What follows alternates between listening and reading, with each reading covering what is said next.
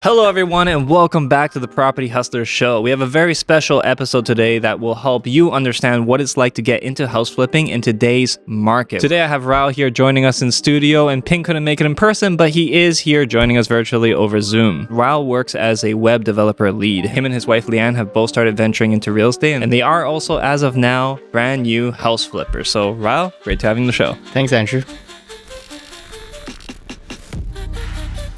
What was the reason for wanting to do this whole thing in the first place? Like, you guys both have 9-to-5 jobs, right? Well, technically, I have a 9 to 5 job. Leanne is a 12-hour nurse. She's a registered nurse. And so she's been working for about 2 years before she went on to another office job. But then essentially after that office job, she went back into nursing. So going back to nursing was really tough for her because she got to experience that office job. And so going back to such a taxing job like nursing, she decided that, you know what, I can't do this forever. And even myself too, like I love my job, but at the same time, we've always been thinking about creative ways to make money, something that can sustain us and also pay for the bills. So then that's when I started throwing a bunch of ideas to her last year.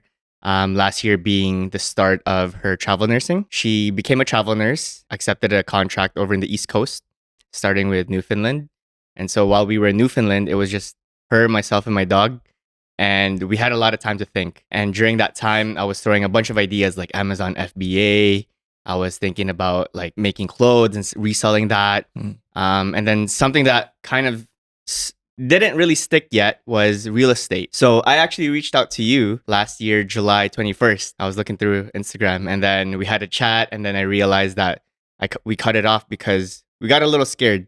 We thought that, we don't have money to do real estate. And so we stopped.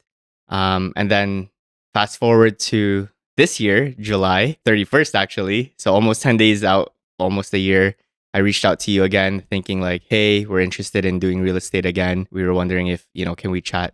So essentially we went into real estate so that it could sustain us for our future, as well as we want to be able to help family. In our families, everybody has a house, but nobody really knows what to do with their equity. We thought was that maybe if we can help them, then they can help us as well.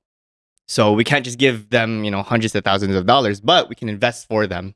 So one of the primary reasons we got into real estate was to A, help our families, and B, just help us quit our jobs in the future. Obviously, everybody talks about it, how real estate is a vessel that can give you all kinds of options. It can help you quit your job, take care of family members. It can help you do all kinds of things that people really only dream about sometimes. So the fact that you're taking this is obviously good. But I want to understand something. First of all, how old are the two of you? So I am 30 and she's 31. I don't know if she wants to disclose that. No, I'm kidding. She's okay. Yeah, okay. No, but dude, so 30 and 31. And I understand that you guys have an investment property already. Yes. Okay. Well, we're closing in January 15th.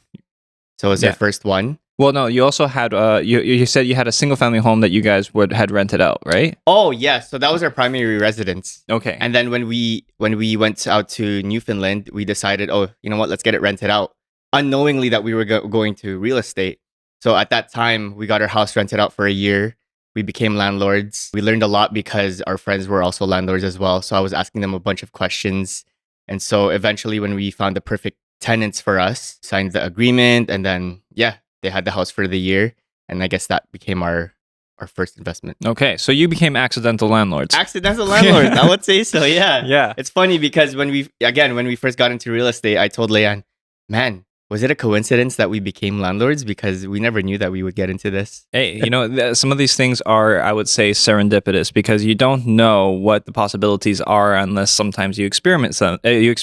And this kind of gives you a taste. So you became accidental landlords. You obviously got a taste of what real estate can do for you. Because how long have you owned that property? 3 years now. 3 years. Generated equity and growth? Yes, for sure. Okay, so you have money in there. We do. So we bought it at 625.5, and then we got an appraisal in September this year, and it was appraised at 800K. Okay, and are you currently in the process of selling it? So we moved back. Yeah. Because we thought that we were going to sell the house, buy a bigger house somewhere further out. But we realized coming back to that city, Milton, that's where it is.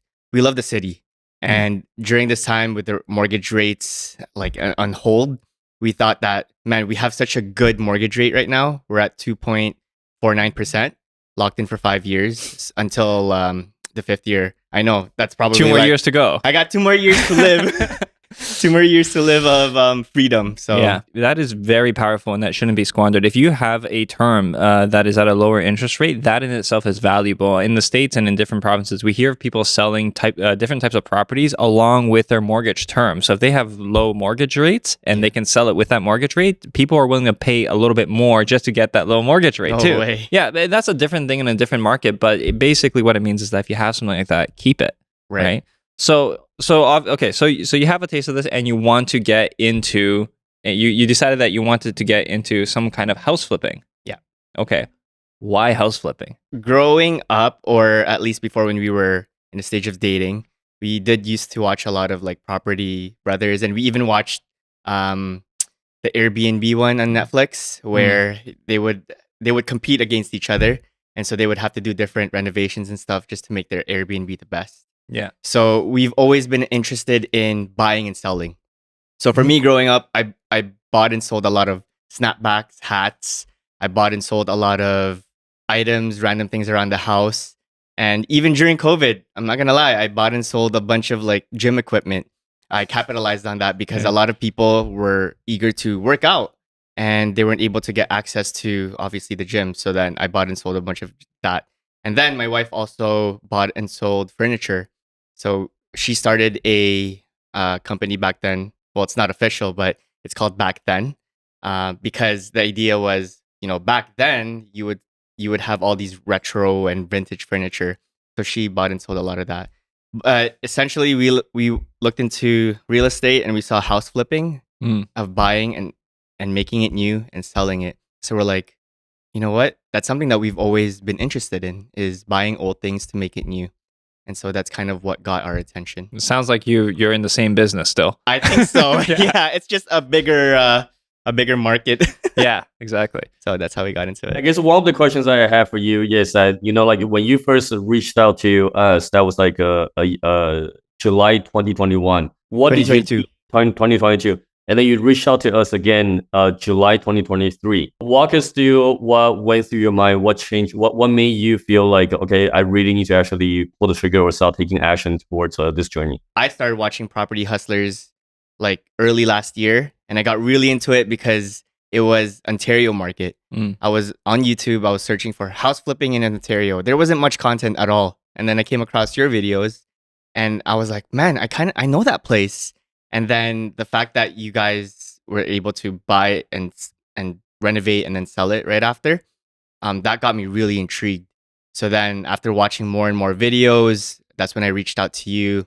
And then I think what really changed from, then to now is just taking action, I think, because we've learned so many things the past year.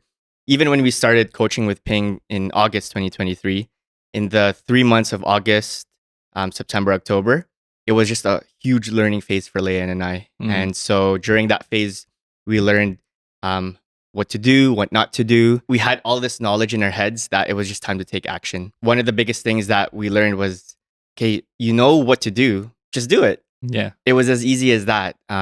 So that's kind of what changed, is I guess our motivation as well as just doing it. That's awesome. And in between, like I remember like you and I, we talk about many different business ideas that you guys wanted to try, right? Yes.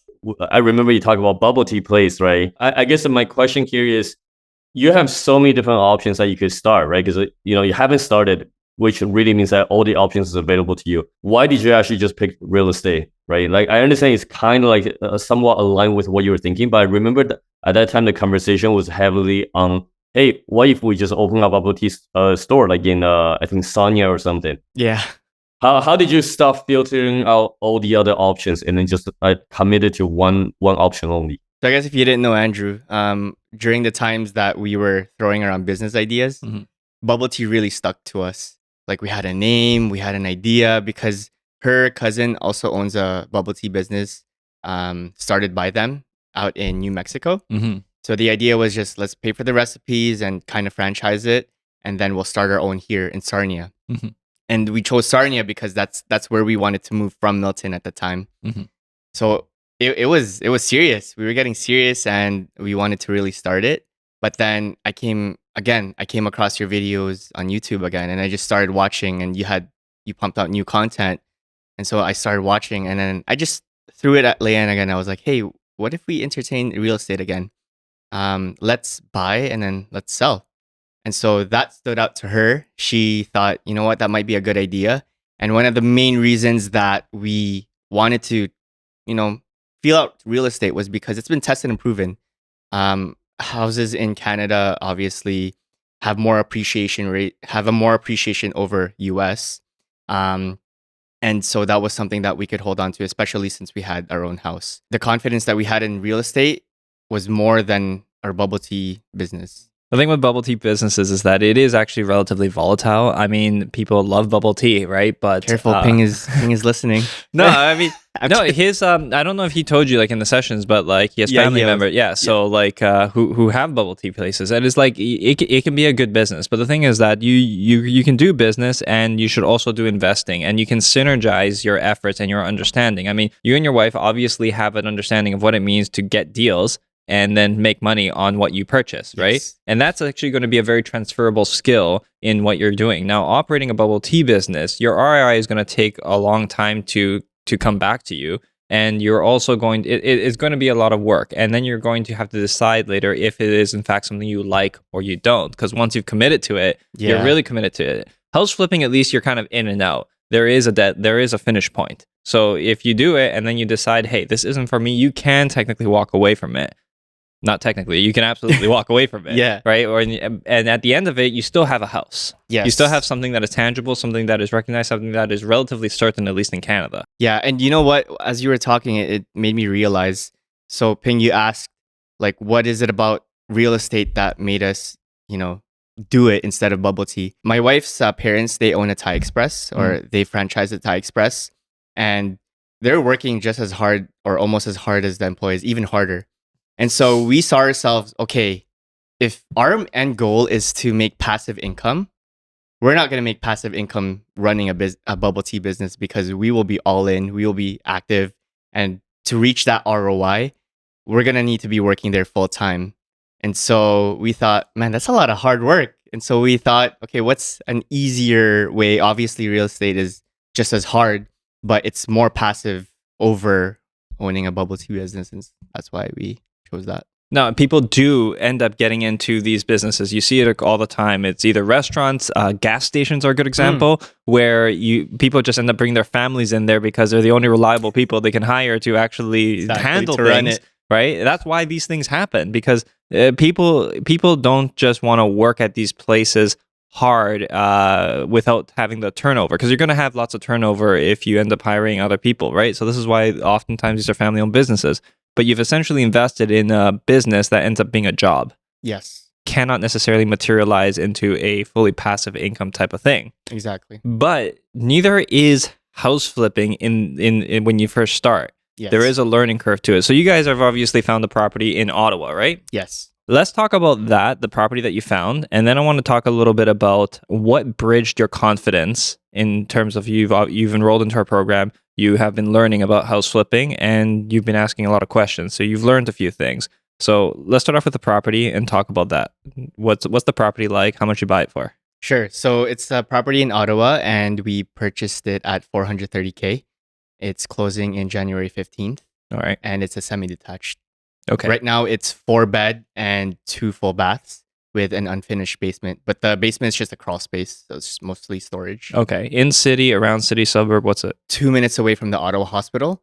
So it's right off the highway. Literally, Perfect. When you exit the 417, it's right there. Okay, so that sounds objectively like a good deal. You did comparables, it's a good deal. Yes. How did you get such a good deal? Just before this, we actually placed an offer in St. Thomas for a separate house. So when we did the deal analysis with Ping, we thought it was a pretty decent deal. And then, we went through the whole shebang of like putting the offer in and waiting. And the guy got back to us and said, hey, there was another offer that's basically better than yours. Would you like to, raise your offer? And then at that point, it was going above our budget. We had an initial budget of $350K, and that was just with us, because at that time we didn't want investors yet. We wanted to be able to, have something under our belt just to show potential investors that, hey, we did our first house flip. Would you like in? So then that didn't work out, and we were so bummed. We went back to Ping. We felt so defeated. But it's funny because during the whole session of me talking about like, yeah, we placed the offer, they said no. Ping was just like in the back smiling and, hey, I got an opportunity for you. So at that moment, I just said, okay, let's scrap this St. Thomas deal. It's done. Let's move to the next one. So then he told us an opportunity about another student of yours who walked into this deal actually. And then things didn't work out for him, unfortunately, but we were ready to partner up with him to do a 50-50 joint venture partners. So we wanted to do 50-50. And then, yeah, we were ready. We had an investor lined up. We didn't firm him yet because we didn't know if this was going to go down. So then after speaking with our investor, he's like, you know what, I'm in. So then everything was just verbal at that time because we weren't sure what was going to go down. When the time came when he needed to make a decision of keeping the house or assigning it, he decided to just assign it to us. And so for us, we said, oh man, it's not 50-50 anymore. It's 100% us. We took a leap of faith and we eventually just said yes. We did a deal analysis with Ping just to make sure the numbers were working. It worked, obviously. And then our investor, he was waiting for us. And so what we did was we pitched it to him properly in a formal manner. So I said, okay, here are the numbers. Here is what we are looking for. Is this something that you're willing to take on? And then with a few adjustments, he said yes. And then we said yes to the deal. And then we put an offer. The offer was placed on November 10th at 5:30 p.m. 3 hours later, it was accepted. I just got out of the washroom and Leanne was like, hey, our offer got accepted. And I was like, wait, what? How much did you lowball? So initially it was 450 or 460.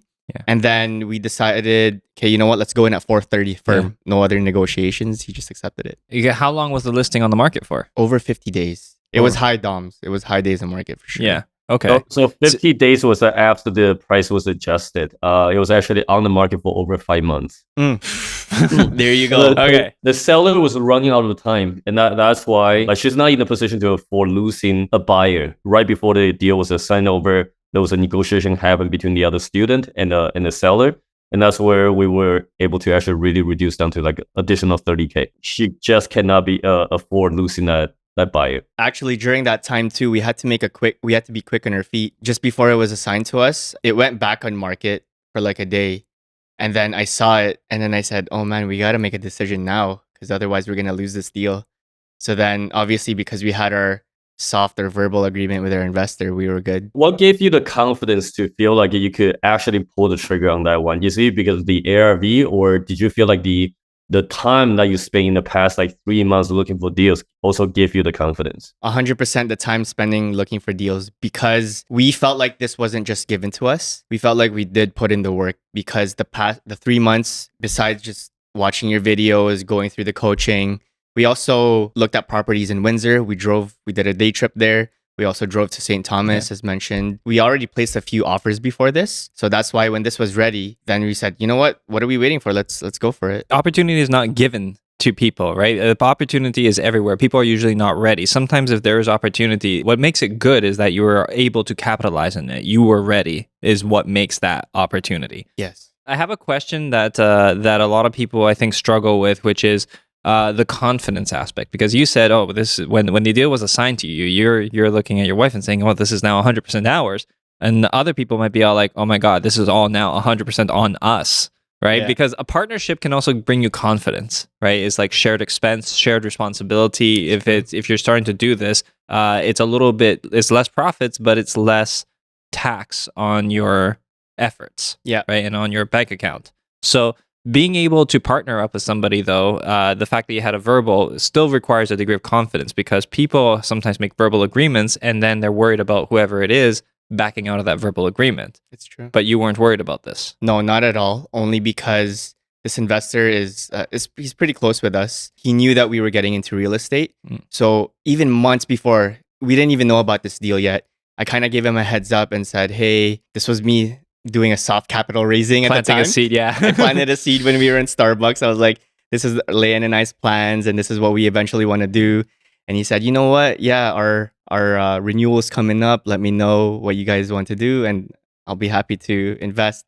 And then yeah, so that gave us that's what gave him confidence. Mhm. Also, us being confident made him confident in us. Yeah. When we signed up for this coaching program, that gave us more credibility that okay, they're actually really serious about real estate. Because last year we thought that maybe we can search up a couple of videos and learn for ourselves and what to do, and we can get into it. Hmm. But the fact that we signed up for this coaching program really meant a lot to Yeah. that investor. This is something I feel a lot of people don't realize that you get when you enroll into somebody's coaching program, is that you are able to troubleshoot things tailored to you. Because all the information, I think, fundamentally is out there, but you probably encountered problems as you were looking for properties. You need somebody that is going to have your best interest in mind, that is going to want to troubleshoot and help you with the problem that you're facing, specifically the problem that you're Yeah. facing, right? Like deal analysis.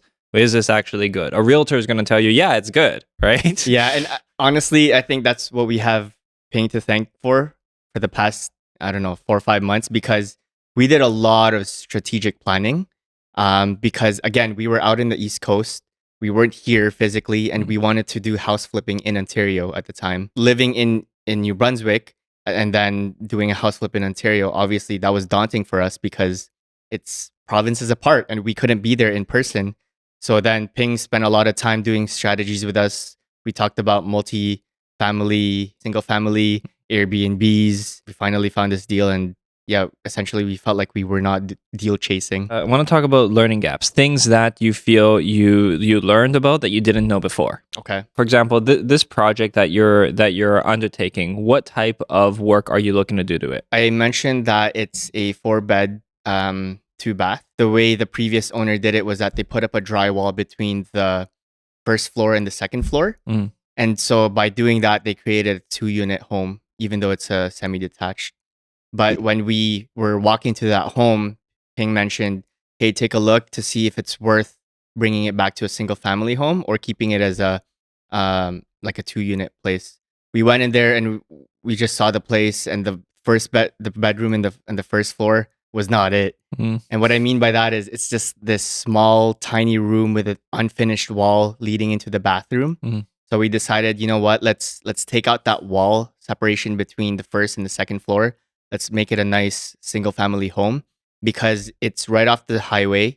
It's it's basically in downtown Ottawa, with minutes away to the hospital. And so what we're going to do is we're removing that wall. We're also removing the bedroom because it has a really tiny dining area right now.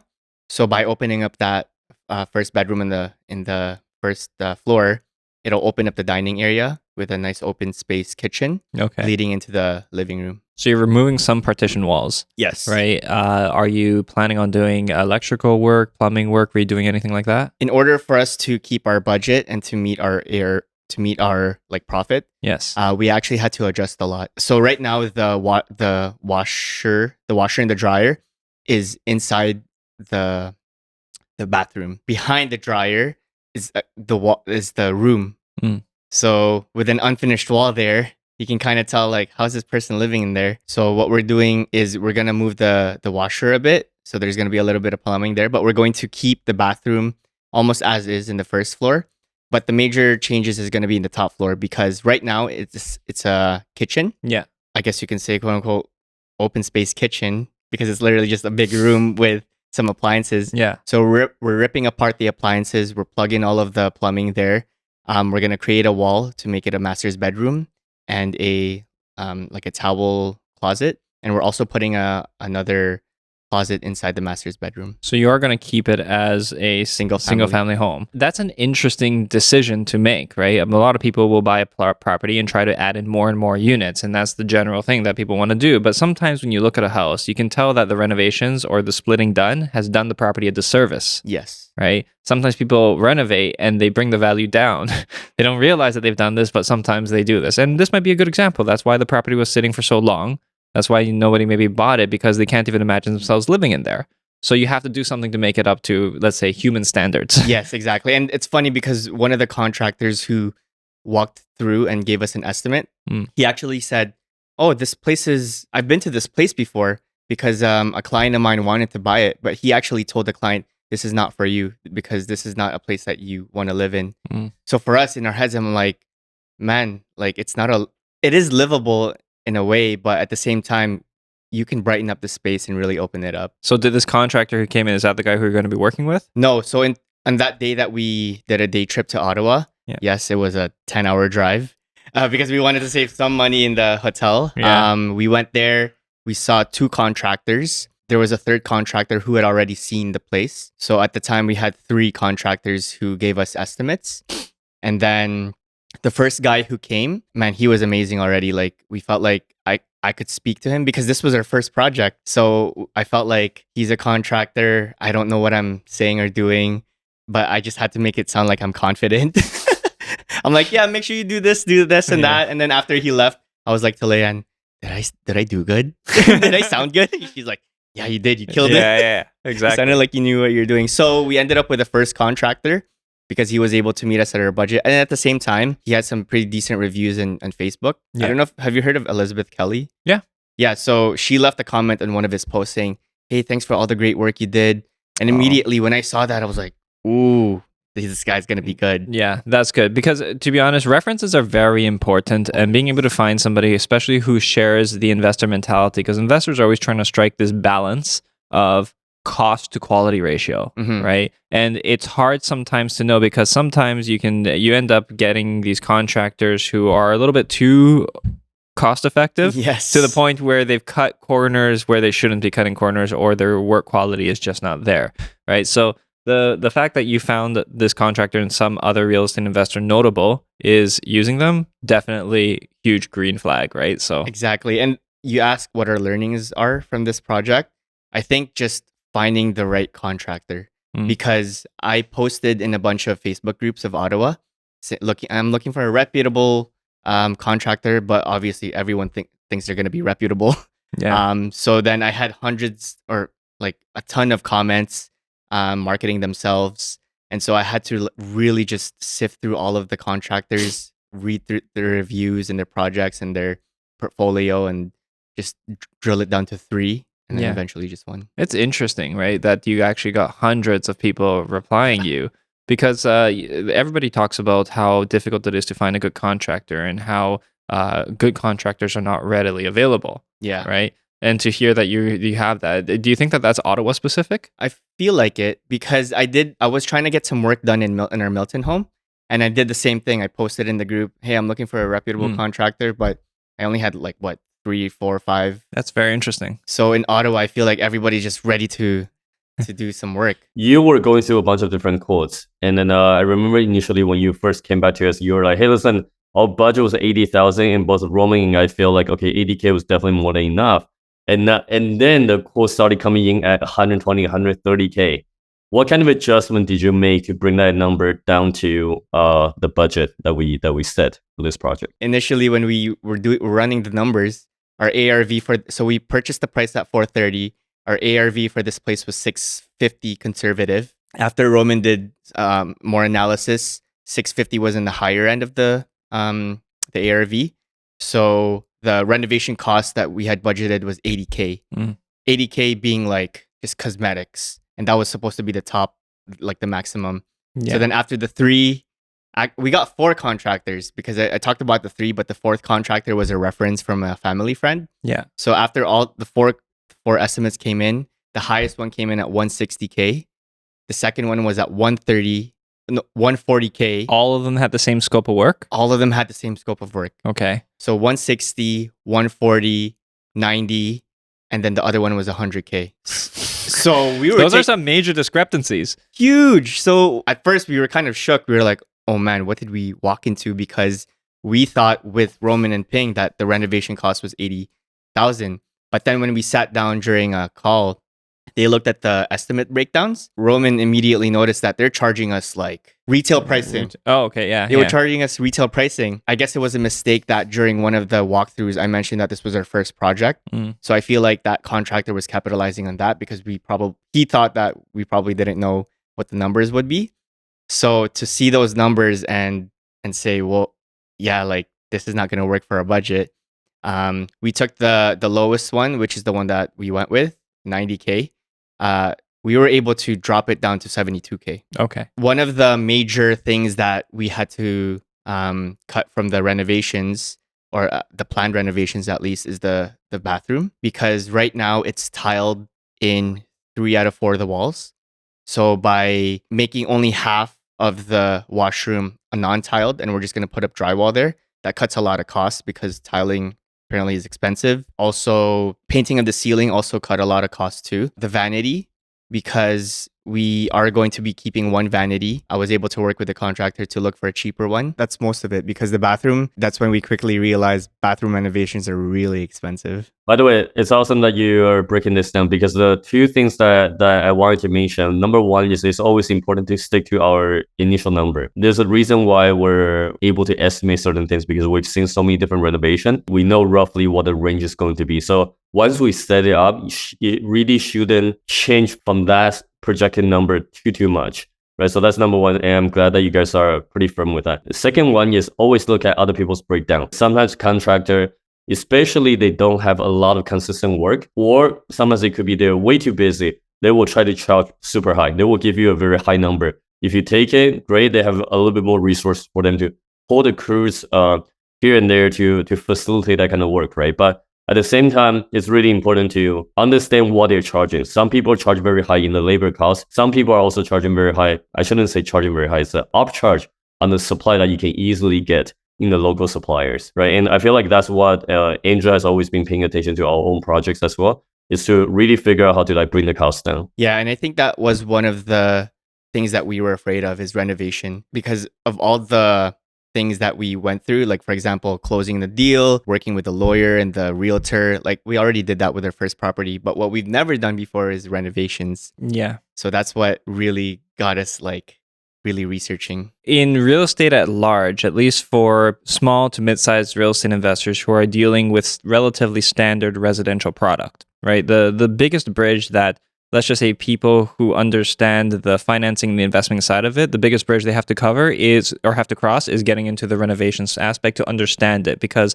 so many people who understand the financing aspect end up not having a proper hold on the renovations, and that's where people end up losing their shirts. They end up having contractors come in who either are not accountable, do improper renovations. They end up expecting one thing, get another, overpay, blow the budget. There's so many things that happen. And the worst case scenario is when you have a contractor that you give a deposit to, they go in, they tear the place up, and then they leave. And then they just say, oh, I can't finish this, something came up, right? Yeah. And that's the worst, right? This can be extremely damaging to somebody making an investment. So you have to be able to control this. This is why, similar to finding a tenant, placing a tenant, you have checks. You also do these same checks on contractors and people you're going to have working with you. You need to control the numbers.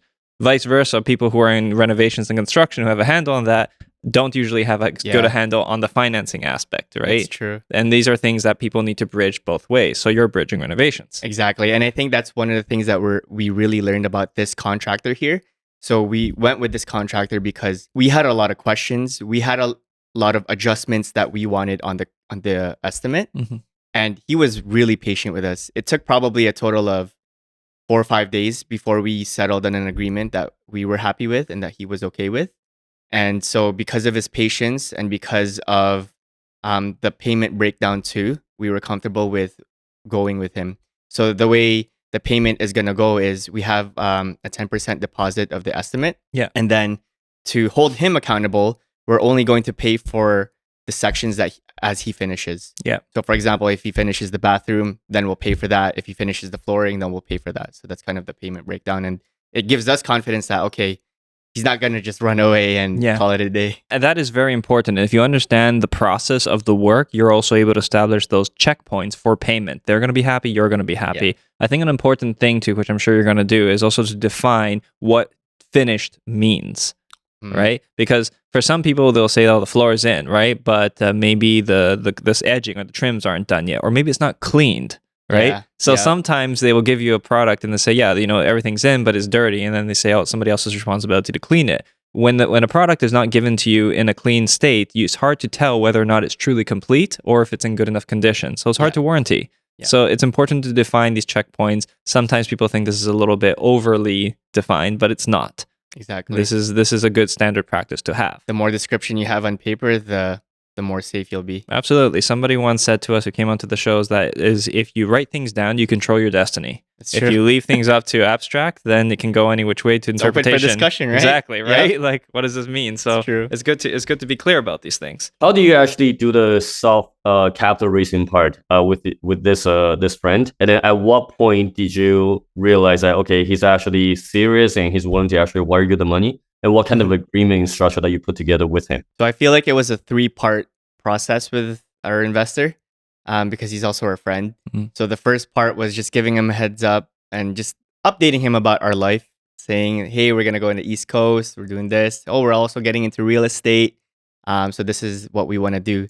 The second part was we worked out in his basement, and then I was telling him about a deal that we put up an offer in St. Thomas. So he kind of knew, oh, these guys are serious. Mm. And he said, you know what? Like, I'm serious. Ask for clarity, because you know when you're talking to someone and they'll say something and they won't push through with it. I just decided to ask him, hey, so there's this deal coming up and we want to know if you would like to be a part of it. So I was pretty clear with him straight up. And then he said, let me just check. He went on his phone, checked how much he can invest with us, told us the number, and then we said, oh, okay, perfect. Let me get back to you. Yeah. So then I asked him, when is the fastest that you can get us the funds by, just so that we're ready. And then he said, like, yeah, within 3 to 5 days, basically, as long as he has a certified check. Went back to the deal, placed the offer, and then told him, hey, we're good to go. Are you? And then he's like, yep. And then we signed the agreement. So that was the third piece of it. So in terms of number breakdown, he is investing 150K with us, and then that it's 12% of his lending to us. So obviously it seems like construction or private financing numbers, because that's what it is, right? So it's under a loan structure. Is he helping in any other way? He's not doing any financing, signatures, that type of thing? Nope. Let's talk about your capital expenditure. You're going to have your down payment. You're going to have renovation funds, carrying costs, and other fees that come in between. What is your total capital requirement? We budgeted 80K for our renovations. Yep. But currently it's 70. So it's 72K. Yeah. And then our down payment will be 20% of 430. It's roughly like $100,000 or so. Like Yeah, with fees. Yeah. Exactly. And then the carrying cost, because we were able to get an offer from a lender, Yeah. is about 26,000 for over 6 months. And are you going private? Yes, it's private. Private lending through who is it? So I don't know the company name. Is it Calvert or? No, it's not Calvert. Okay. So we have a mortgage broker that we met through Ping. Yeah.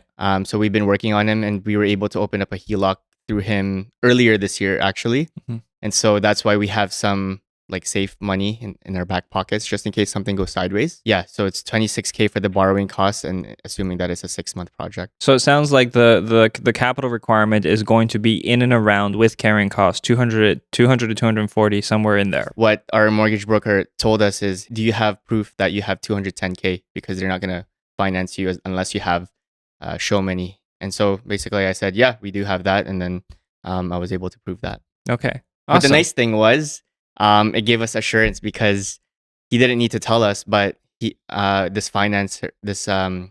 lending company, they basically said that, yeah, we got our own appraisal from the house, and they checked out the place, Mhm. and they're estimating about 700 to 710K on ARV, and our ARV was 650, like conservative too.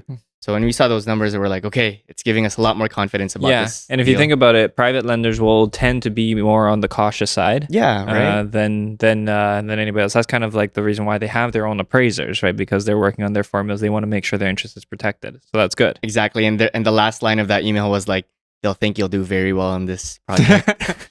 So we were like, okay, let's get started. Yeah, these are the things that I think people need to hear, especially when you're doing your first project. It's all these little areas of encouragement that tell you at least you're on the right track. And that's why I think the network is also important, because at least you get to affirm or discard things that are coming in that maybe aren't part of the equation. Exactly. And I think through this coaching program, we felt like we were in the middle, and Ping, yourself, and like Roman and your content, we felt like we were surrounded by such good resources that if something went sideways, we were able to rely on one of you guys to catch us and put us back in the direction that we were headed. Because as Ping mentioned earlier, we had a slow phase where no deals were coming in, nothing was happening. So at this point, Leanne was like, was it even worth getting the coaching program?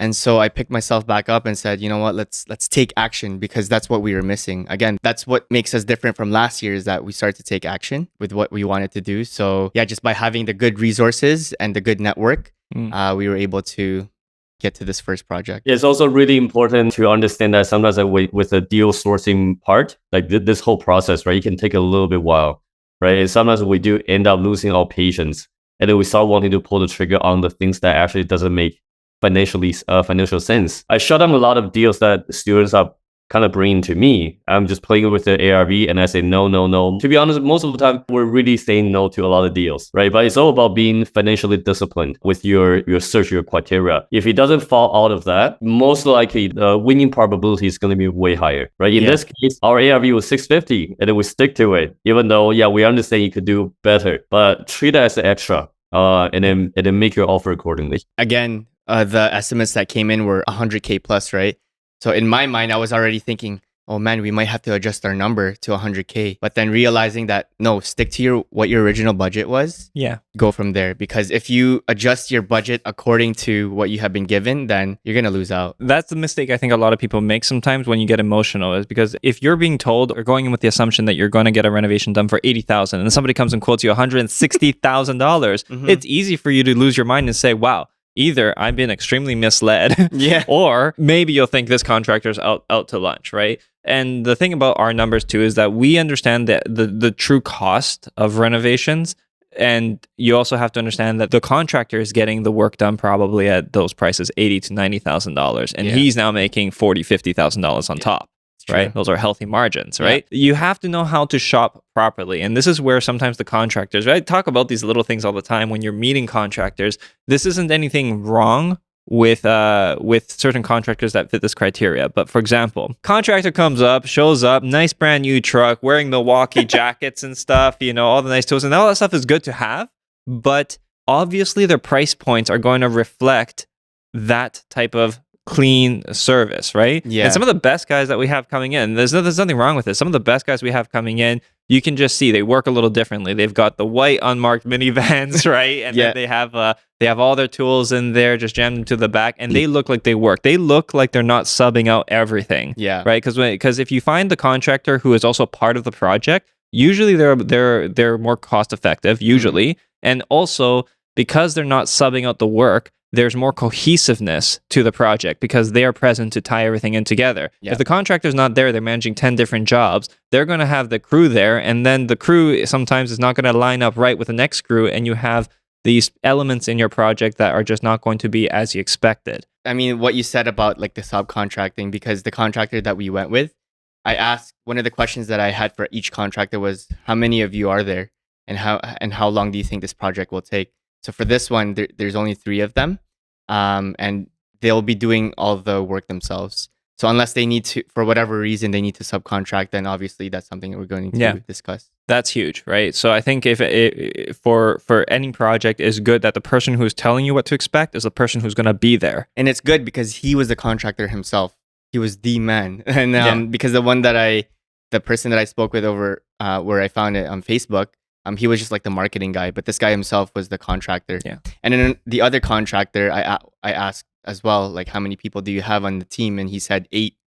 So the difference between 8 and 3, because you also have to pay those people as well, right? So I do believe that why their estimate was 100K was because of the labor costs as well. Yeah. Are you separating materials from labor? No, they're both. No? So they're gonna go. And do you know what to expect in terms of what they're gonna give you for like materials, floors, kitchen cabinets, whatever it is you're taking? Actually we gave it to them. So as I was walking them through, I had an iPad and I was showing him, okay, for the floors, this is what we want, luxury vinyl plank. Yeah. For the trims, this is what we want. For the paint, we just want white all over, pot lights here, there.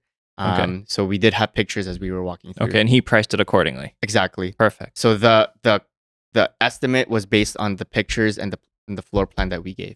That's amazing. And by floor plan, I just mean me drawing on my iPad. That's all you need. That's all you need. And the fact that you actually drew it out, by the way, a lot of people don't draw these things out. And they think, oh, if I have to draw it out, I have to get an architect. Like, you don't need that. Exactly. You can even just do it on the Sims video game or something. 100%. Just make it out and just have it. So as long as you have a screenshot of something that the contractor can follow and understands more or less how something is supposed to look. Exactly. Again, the less you leave up to interpretation, the more certain you can be of your results. And the more detail you give, the more accurate they'll be able to price you. I just want to make a point that in the email that I sent to you, the very first email, I put a goal that I'm going to try to bring you on our podcast before the end of this year. I'm glad we're doing it. That's awesome. Check that checkbox. Yeah, that's it. Oh my God. That makes me happy. I feel like that's one of the reasons you didn't say anything, that you weren't going to come to the office, because you probably thought, oh man, if he thinks I'm not here, he's probably going to have to reschedule or something. But no, I'm glad I came, because I think one of the things that we were mostly afraid of is like capital raising and getting ourselves out there. Yeah. Because I see so many realtors and real estate investors who are so active in social media that it becomes daunting to us. It's like, do we have to do that? Yeah. Do we have to do that? Do we have to be that active in social media and put up a face? But we're realizing that we're taking a different approach because our vision is different than everybody else's. Because for a lot of people, obviously you do this. At the end of the day, everybody wants to do this for money. But for us, we want to be able to help our family and our really close friends first, and then eventually make this a passive thing enough for us to be able to enjoy, because we love traveling. Yeah, no, and this will do that. This will do that. As soon as you start to build your team, you get familiar with the market, you understand what it is you're doing. Like if assuming you'll work with this contractor, they're gonna learn your expectations, things you like, things you didn't like. The next project will be even better, right? The only time you switch the contractor is if they do something that you absolutely don't like, or if something went wrong in the relationship. But as long as you chose correctly, the relationship grows and it becomes better. Your process becomes better and better and better as you go. And then it becomes easier to do the thing where you're just going to be sipping margarita somewhere while flipping a house, right? That's true. And then you got your contractor doing it because the expectation is already set. It's laid out. You have a relationship. You know what each other wants. That will allow you each to do what you're good at. Yeah, because in a team, like, if you've been working together for so long, you'll know what their expectations are. They'll know what your expectations are. And you could just sit back and watch the show. There you go. That's exactly what it is. No, so I think that's amazing. Honestly, I'm really excited for what you're going to be doing here. You don't seem worried about it, which is the best part. When people are not worried, it means that they have learned enough things to bring confidence, right? And I think that that's key. I think it's really important. So we will do a follow-up also to see how this project actually materialized. Yeah, and we'll have some pictures and before and afters, hopefully. That'll be amazing. That'll be amazing.